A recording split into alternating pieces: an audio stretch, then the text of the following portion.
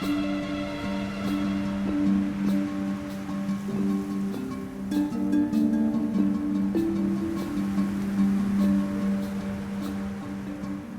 start this discussion on what I'm calling meditation in games, I first want to define exactly what I'm talking about.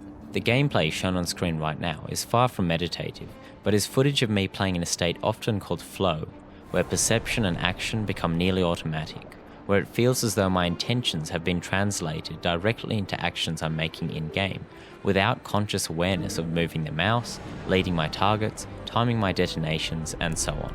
This is not the focus of this video. Rather than the brief moments of hyper-focused gameplay that crop up from time to time in many games, or the short breaks in an otherwise intense experience, I want to talk about the slow, relaxing experiences particular games offer, and why some of these experiences work better than others. In other words, I'm specifically talking about games that try to be relaxing or meditative throughout the whole experience, rather than games that offer such an experience on occasion. In addition to this, I'm also going to focus my discussion on aspects of gameplay, although I do mention aesthetics occasionally. My first example then will hardly surprise anyone. ABZU, after all, has the option to meditate as a literal game mechanic. That's not the aspect of ABZU I want to discuss, however. Rather, I'd like to discuss the abstraction of rewards and mechanics that allows for the sort of meditative experience I'm talking about. First, I want to discuss the mechanical aspects of the game. W and S control pitch, and A and D yaw. Mouse movements control the camera, right click lets you dive and swim, and left click gives you a brief speed boost. These are pretty much the only controls you have, bar a generic interact button mapped to the spacebar. Listed like this, the resulting gameplay doesn't sound like it should be described as abstract, but I still describe it as such because it lacks definite outcomes. I'm not talking about individual actions like swimming or pitching upwards. Those always happen with the appropriate input. Rather, I'm talking about how the movement systems as a whole lack precision. That's not a bad thing, of course. As a game with low stakes, you don't need to worry about turning perfectly or reaching an exact speed, but the result is a movement system that feels less viscerally enjoyable and more intuitively enjoyable. As such, I think it replicates the feeling of swimming or diving really well. Both are actions that lack precision, but are quite graceful all the same, and so too is the gameplay in ABZU. What really makes ABZU as exciting as it is for me, though, are the reward systems. In certain games, the reward systems are made both obvious and immediate. Think of the scores and multipliers of Hotline Miami, or the kill feed in an FPS game. In both instances, something artificial has been added in the form of a HUD notification or scores on screen to reward the player for particular actions. Note here that by artificial I mean something that wouldn't exist in the game world, a layer between the player and the game, as it were. This artificial layer is avoided at almost every possible point in ABZU. While there are occasional button prompts shown in-game and text explaining the controls, for the most part there are no additional elements added that wouldn't exist within the game world, and this goes for the reward systems as well. There are a few rewards for a few different actions, but the one I love most is both obvious and subtle. I'm talking about moments like this, where as you swim you find schools of fish swimming with you, matching your movements like a dance. This sort of reward, one that often lacks a clear beginning and end, but is quite obvious while it's happening, is so wonderful and works so well in ABZU that it makes a lot of the other reward systems feel rather petty in comparison. How can an achievement popping up compare with the feeling of being joined by a pod of whales? To return to my description of ABZU's mechanics and reward systems as abstracted, I say this not only because there's a degree of flexibility in both, but because the line between them is blurred. You might be able to swim and be rewarded for doing so by the fish that follow you, but you can also follow the fish in the same manner. Action and reward are intrinsically linked, and when the line between them all but disappears, I find myself calmly and quietly enjoying the game. A far cry from the obvious or aggressive gameplay loops found in a lot of other games. At its core, I think ABZU embodies the meditative gameplay I'm talking about. No Man's Sky, on the other hand, is a great example of how it can all go wrong. To be clear, I don't have as many issues with No Man's Sky as other people do. And as a light crafting, survival, exploration game, I don't think it's necessarily a bad one. But it's not the relaxing meditative experience I get the impression it wants to be. So why do I think it wants to be a relaxing experience? Well, it says so every time I load my save file. That's more or less the only reason though. I don't want to hate on No Man's Sky. Like I said, for what it is, I think it's a decent game, but it really misses the mark on the relaxing experience it's claiming to be.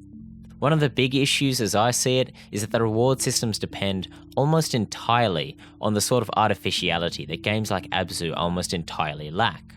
This means that in order to reward an action or milestone, the game has to pull you out of the game world to congratulate you for something you did in it. I don't need to point out how silly this is, because the game itself even admits it. You can skip the reward. Just think about that. If you love a particular meal, you don't need a message of congratulations for having eaten it. The meal itself was rewarding. That's what works so wonderfully in ABZU. Not only was the reward very much rooted in the game itself, it was the game. If you enjoyed the action, you got to do more of that same action.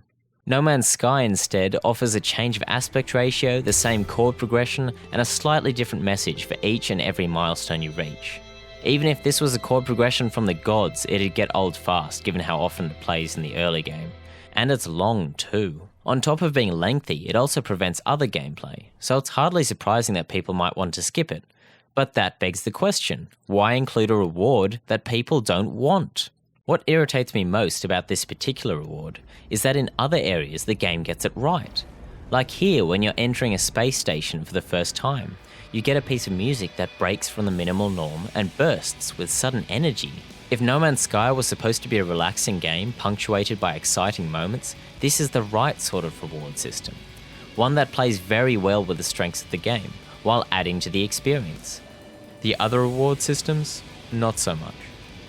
Well, what about the gameplay itself? While some people might consider grinding relaxing, I don't. There's a difference between relaxation and boredom, and No Man's Sky goes right off the edge of boring into frustrating territory. Not only do you constantly need to replenish ever-depleting meters, every action takes longer than it should. You can rarely just click on something, rather you've got to click and hold, even in menus, and the result is just arduous, seemingly for no justifiable reason. There's nothing wrong with a slow game when its pace is a part of the game itself. But here, when it's just slowing you down in menus and slowing down inventory management, which you have to do a lot of, it's just frustrating. The end result is a game in which you can never really lose yourself. You always need to be aware of your inventory, suit and other meters, and the HUD is frustratingly busy as a result. All things considered, I don't think No Man's Sky really works as a relaxing experience, unless you're really into grinding. Okay, so I love ABZU as much as almost every other critic, and I think No Man's Sky fails to be the relaxing experience it wants to be. Does that mean there's only one way to make a meditative game? No, of course not. So what's another example? The final game I'm going to talk about is Smash Hit, a mobile game. There's something of an idea that relaxing or meditative games are also boring, that repetition in gameplay is a bad thing, that low stress or even, dare I say it, casual games aren't good games. I disagree. The thing I love about meditative games is exactly what sets them apart from other games. It's not about the destination, but rather the journey. ABZU may feature repetitive gameplay, but a low-stakes meditative experience is wonderful every now and again. That's not to say a meditative experience needs to lack any stakes. Indeed, the way I play Smash Hit relies to a certain extent on steadily rising stakes. What do I mean by that? Well, Smash Hit is a free-to-play game with the ability to buy the full experience. While you are missing many of the modes that the full game offers, the main reason people would likely buy the game is because without it, you can't start from checkpoints. You need to start from scratch. Starting from scratch after each death is in my eyes the best way to play the game though. But I'm getting ahead of myself. First, I need to discuss the game itself. Within the game, there are little square pyramids that grant you more balls to fling at the various obstacles and ball granting pyramids you come across. So that's the first reward system out of the way. If you make an action in-game, you get the ability to make more of the same action. Great, so that's the first thing they did right. Then there are of course the music and sound effects. The subdued electronic music pairs wonderfully with the simple gameplay, while smashing the glass obstacles in your way is predictably satisfying. Glass cracking and tinkling offers a sort of soft catharsis, matching the relaxed tone of the game very nicely. Visually, the game is pretty great too. Simple, but surprisingly good looking despite that simplicity. It also features changes in the environment of an area denoting different effects on the gameplay. For example, in redder zones, balls have a shorter arc, and in bluer ones, a longer one. Overall though, it's very simple and accessible. So, a mobile game. So why mention the missing checkpoints in the free version as a positive? The reason I like not having the ability to save checkpoints is because it forces you into a sort of meditative gameplay loop before you get to the harder areas. The thing I find noteworthy then is that this game can consistently maintain the relaxing feeling of the early game, even in stages that might otherwise have started to become stressful. Because the free game makes you play through these early stages so many times in a row, as a result you find yourself on autopilot. A feeling that often transitions into the sense of flow I was talking about earlier with the TF2 clip. I'm not sure I can describe exactly why this is so exciting for me, but I can't think of any other game that can so consistently put me in this state of flow. So, while the game itself might not be on the same level as ABZU or No Man's Sky, I think it's well worth a look. If meditation is about finding a moment of peace or emptying the mind of intrusive thoughts, having a game that allows such an experience on a train or bus is pretty neat. When it comes to meditative experiences, I think there are two main factors at play. The first is immersion. If there's an artificial barrier to entry into the game world, I typically find it harder to lose myself in it. And the second is reaction. I need to feel, predict, and exert my impact on the world, but not in so obvious a way that I'm reminded of the gameplay systems that allowed me such agency. I mentioned flow as a peripheral notion in this video, because although flow might function as something of a meditative experience, it rises out of hyper-focused gameplay, while the games I discussed offer a similar experience without the intense focus that flow often requires. Ultimately, with only a cursory knowledge of meditation and game design, this discussion is awfully limited.